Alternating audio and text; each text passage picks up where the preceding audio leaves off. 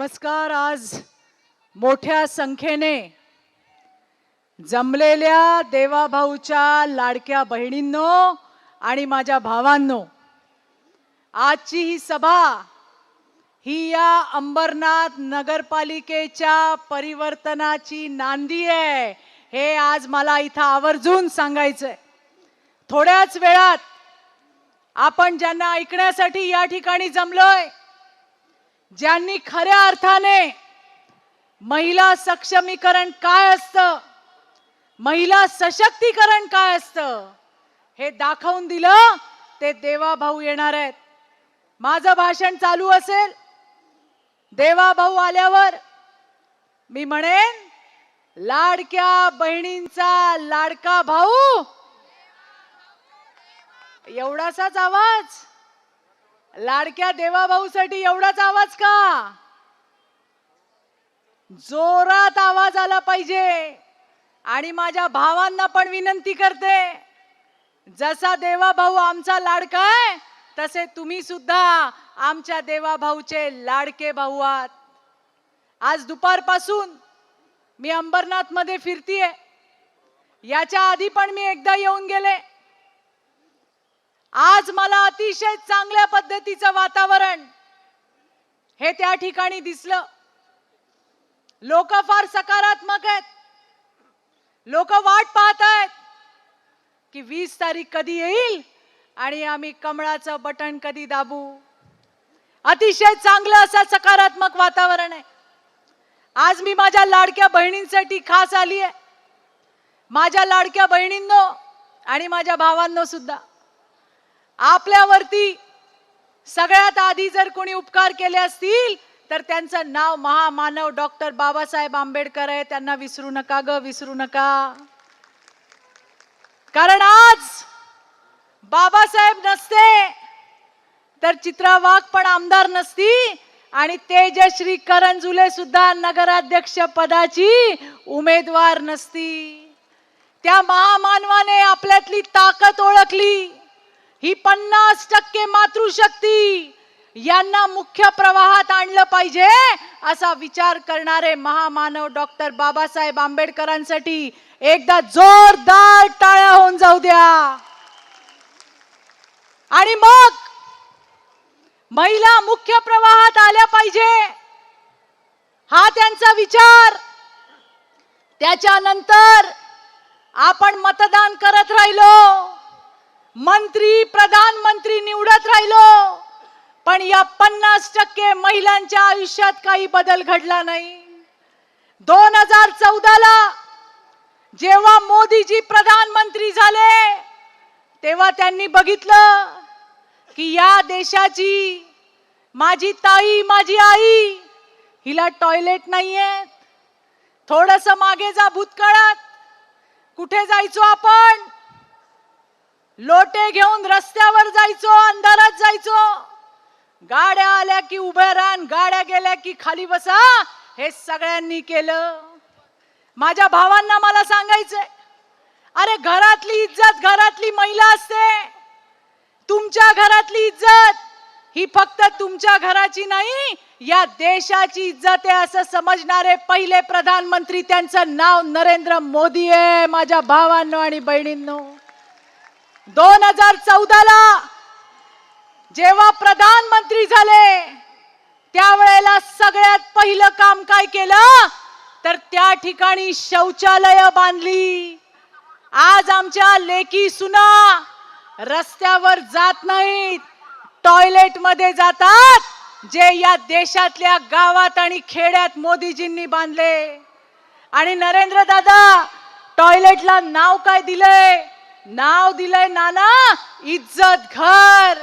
खऱ्या अर्थाने महिलांचा आत्मसन्मान काय असतो याचा विचार करणारा पहिला प्रधानमंत्री. अरे देशातल्या महिलांनी म्हणाल्या, किसी ने तो हमारे बारे में सोचा, क्या ये कम है? आणि त्याच्यानंतर महिला सक्षमीकरण आणि सशक्तीकरणाचे धडाके चालू झाले.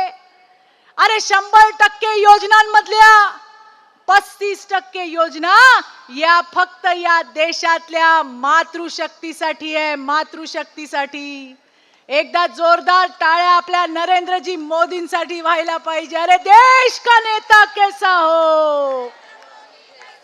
अरे भावांनो, थंडी वाजते का?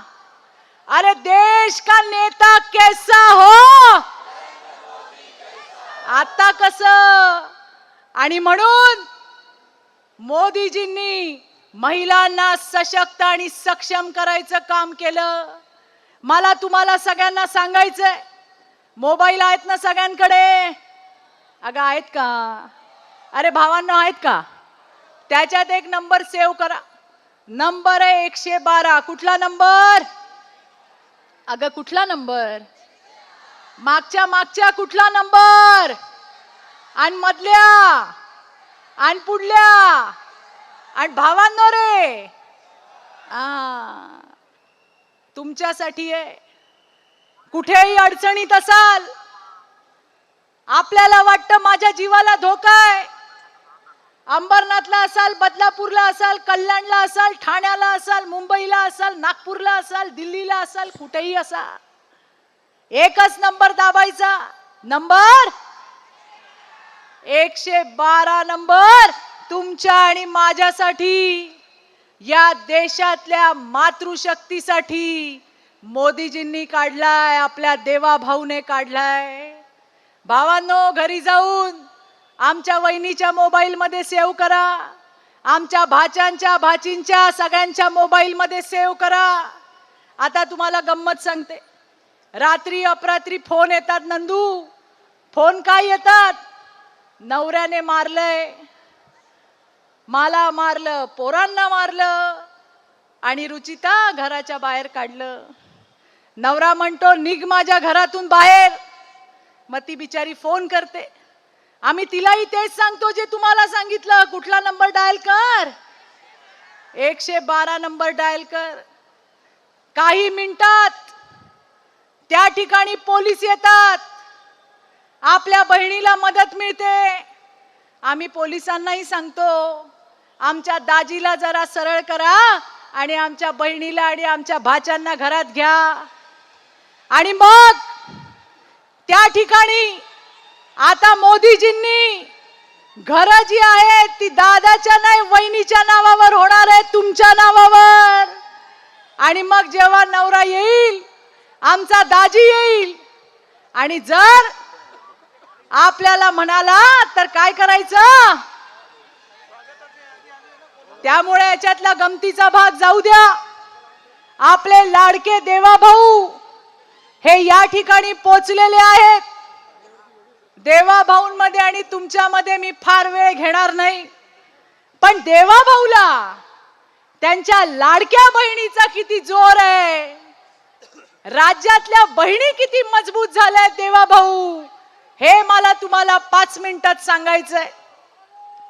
आणि त्यामुळे आपले देवा भाऊ आलेत, आपला रवी दादा आलाय. जोरदार टाळ्यांच्या कडकडाटात त्यांचं स्वागत करा. लाडक्या बहिणींचा लाडका भाऊ, अरे लाडक्या बहिणींचा लाडका भाऊ, अरे देवा भाऊ तुम आगे बढ़ो, अरे रवि दादा तुम आगे बढ़ो, हम तुम्हारे साथ है. भारतीय जनता पार्टीचा भारत माता की जय.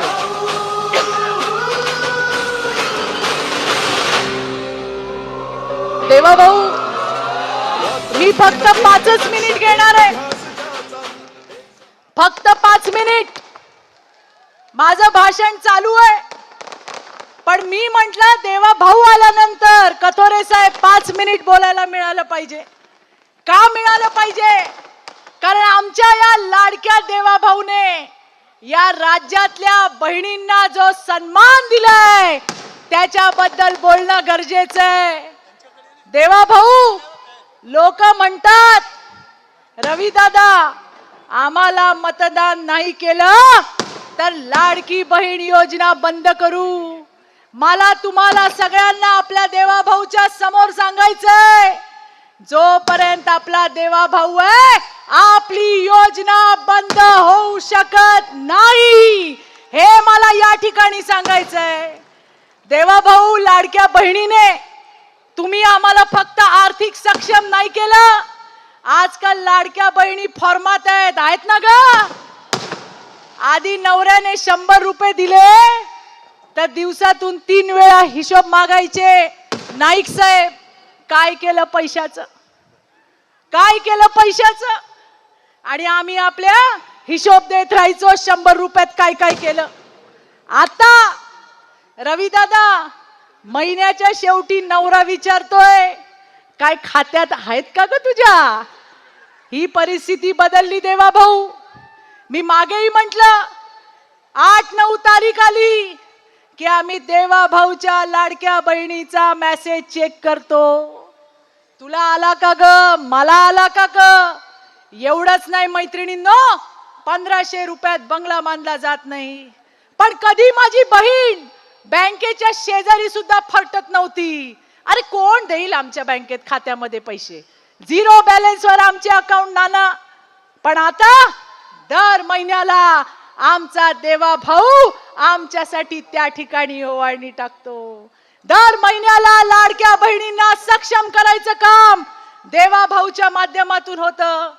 देवा भाऊ इतकंच नाही, आता नवरे पण जरा गुरगुरायला घाबरतात. जर जास्त गुरगुरायला लागले तर आम्ही सांगतो गुरगुरू नका, आमचा भाऊ कोण आहे माहितीये ना. अशी आज तुम्ही आम्हाला ताकद दिली आहे देवा भाऊ, आणि म्हणून तुमचे लाख लाख आभार आहेत. अरे फक्त आम्हीच नाही, आमच्या लेकींची पण काळजी त्यांच्या देवा मामाने घेतली आहे. आम्हाला वाटतं आमच्या मुली डॉक्टर झाल्या पाहिजे, इंजिनियर झाल्या पाहिजे, पण फी कुठून भरणार. पण आता आमच्या त्यांच्या देवा मामाने, आपल्या देवा भाऊने आपल्या भाचींच्या उच्च शिक्षणाची सोय केली आणि उच्च शिक्षण मोफत दिलं. देवा भाऊ एक नाही अनेक बऱ्याच गोष्टी सांगता येतील.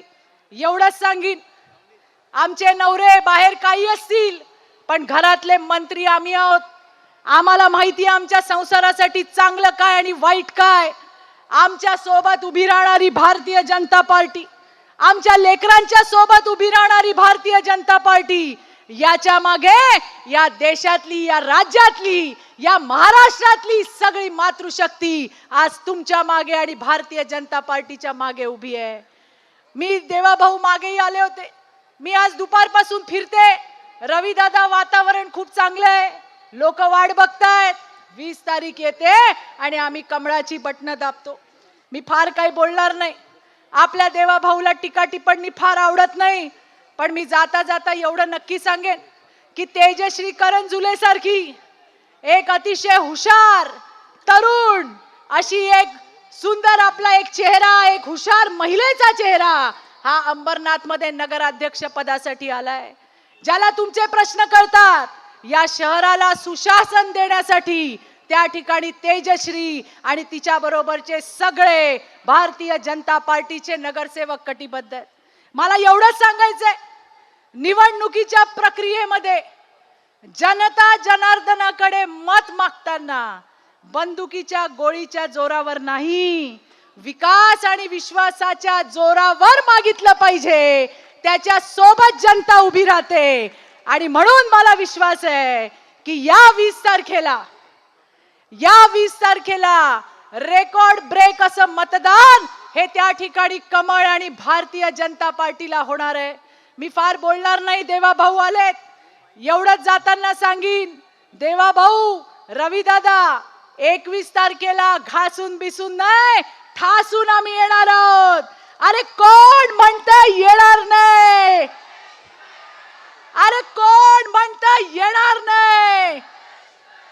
जरा 2 हात वर करून जोरात भारत मातेचा जयकारा करूया. भारत माता की, भारत माता की, वंदे मातरम, वंदे मातरम. अरे देवा भाऊ तुम आगे बढ़ो, हम तुम्हारे साथ है. अरे रवि दादा तुम आगे बढ़ो.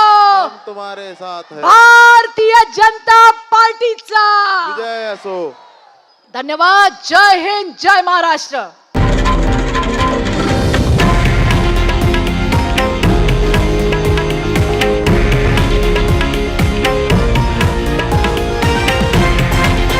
हे आहे देशातील नंबर 1 न्यूज नेटवर्क आणि आपण पाहत आहात TV9 मराठी, एकमेव.